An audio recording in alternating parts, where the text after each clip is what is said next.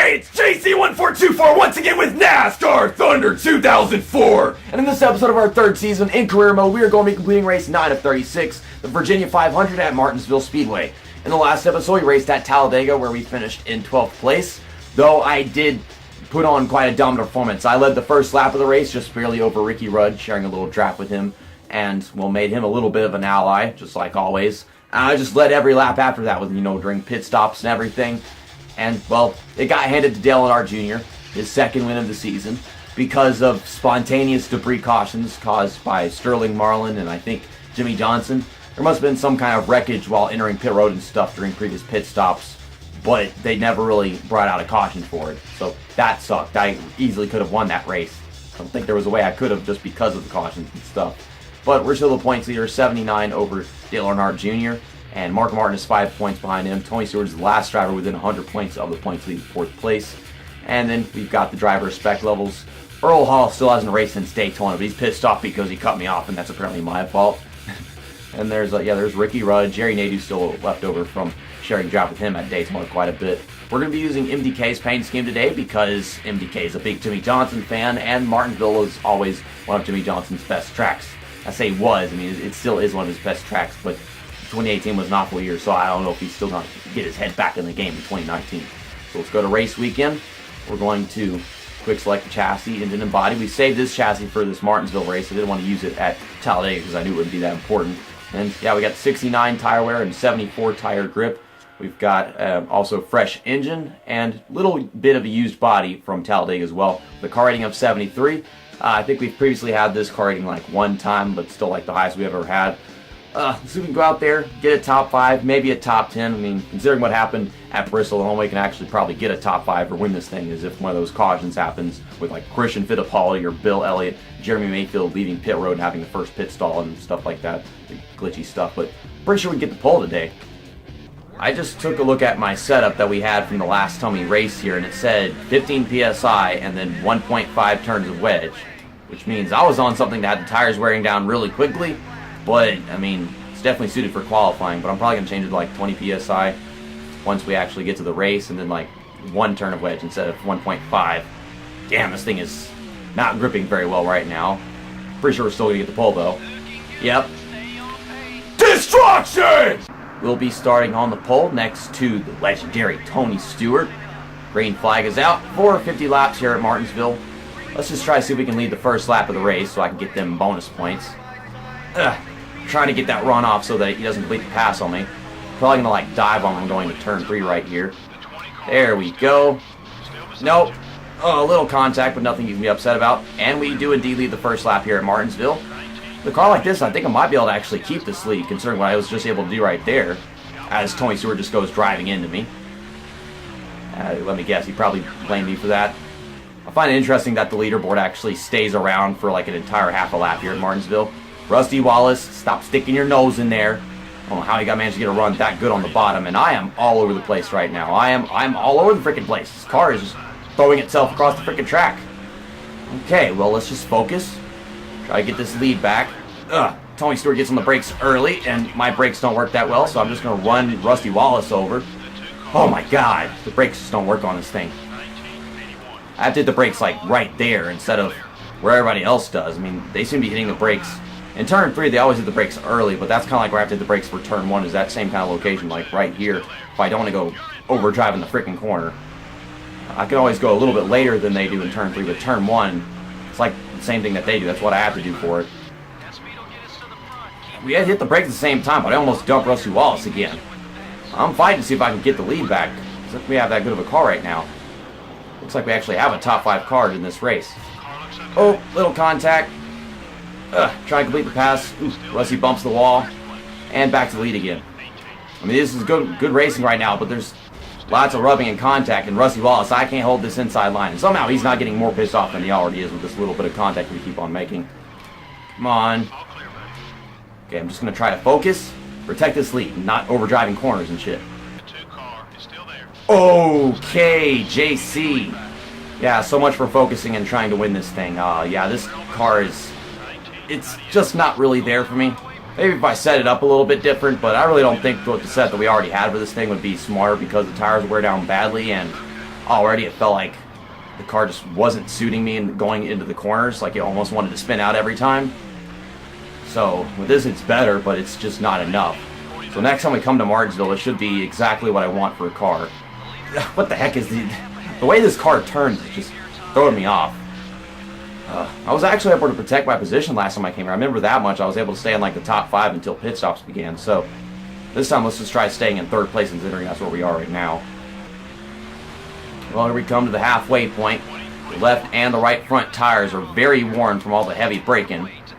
And if it's going to happen anytime soon, caution come out for someone leaving pit road, then I hope it happens now, because I don't want to stay out here too long and then for be no reason, if at all. Okay, so we still got a good exit turn for all these guys just hit their pit stops. It might be one of the back markers and stuff, but yeah, they're still going to be faster than us because they have those fresher tires. Just going to try not to hit all these people. Somehow I'm getting a better run than Ward Burton off of turn 2. We are 3 wide going to turn 3 right now, and Ward Burton, I can't turn anymore. I can't turn anymore. Okay, fuel tank is almost empty. I led that lap, so I guess it was worth it for that. I already did lead the lap, so I didn't need to lead the lap at all. But I might as well head down pit road because, yeah, that caution is just, I guess, not coming out. So let's hit the brakes. Let's not speed in. There we go. That was a really good pit road entry. It's not that difficult to get on pit road here at Martinsville, but still. I've become quite comfortable with this setup. I still do like it more than what we had in qualifying. It lasted me quite well at the end. Even though those front tires were really wearing down, I was still able to handle it. It wasn't like with the 15 PSI. We still got a bunch of people coming onto pit road, and for all I know, one of them might be Christian Fittipaldi, Bill Elliott, Jeremy Mayfield, whoever it could be. That would really suck if it was actually the case. Just tell me this is not a bad pit stop and I don't lose position somehow. And I stayed out longer than some people. That was 14.8 seconds. That's even faster than the last pit stop that I had at Talladega. Looks like Jeff Gordon's got the first pit stall, and I don't know who was behind his, but we're in 8th place right now, so yep, we lost some ground during pit stops, but something that we should be able to gain back, considering I ran 3rd almost the entire freaking time. So yeah, let's try getting back into the top 5, get a top 5 finish to keep the happiness going up with Coca-Cola. It already went down with Talladega, and it would suck if I couldn't get it over here after how well I've been running in this race. And if I had stayed out so long, it wouldn't last those, 4 or 5 positions. Oh my god, fresh tires, this car is so much looser. I need to adjust to that and drive this car like it's on fresh tires again, because that's what it is. All this lap traffic here to deal with now. To get around Jack Sprague, that's not how I wanted to take turn 3, but that's just, the brakes don't work on this thing, and can't be slacking off and taking my time. I don't want to take my time, because that's not the only position I have to get. I don't care about you, Jack Sprague. Go away. I don't need you right now. He needs to hit the wall and shit. Greg Biffle's just taking up all this extra space. Okay, just come off turn 4 well. We're right behind him. And he's blocking me. That's fucking great, dude. Wow, I just freaking killed Jerry Nadeau. My plan was to kill Greg Biffle, but close enough. And now I can't stop hitting Jerry Nadeau. But Greg Biffle got around us, so that's fantastic. I can't pay somebody back for racing me like shit whenever they're not supposed to be racing me at all in this game, can I? It's like, my plan was just to freaking rear end Greg Biffle. Don't worry. We're going to do it in turn 3. I'm going to just give him a bumper. If this damn car will turn, I can't do anything right now. Help! Oh my god! I don't like racing at Martinsville in this game because this freaking game sensitivity on the steering is just annoying as hell. And it's really narrow track and it's all kinds of fidgety. I don't freaking know. No, he's pissed off. I don't care. Ooh, power slide into turn 3. He made me lose his health going into that corner right there. Sterling Marlin is so far away, so we're just going to come up a little bit short of a top 5 probably, unless I can somehow get it in the next 5 laps or so. A lapped car is running me over. Wow. 100% pissed. I'm glad I don't have to deal with you in any other race. Well, the leader just crossed the start-finish line, so that means he's like half the track away from me. Christian Fittipaldi, I'm turning all the way, and I'm slowing down just the regular amount, and I still can't get the hell off of him.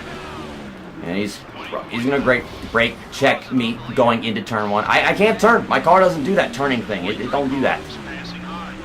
So, we're going to finish in 6th place here at Martinsville. Needed the top 5. Couldn't get it. This fucking car won't turn.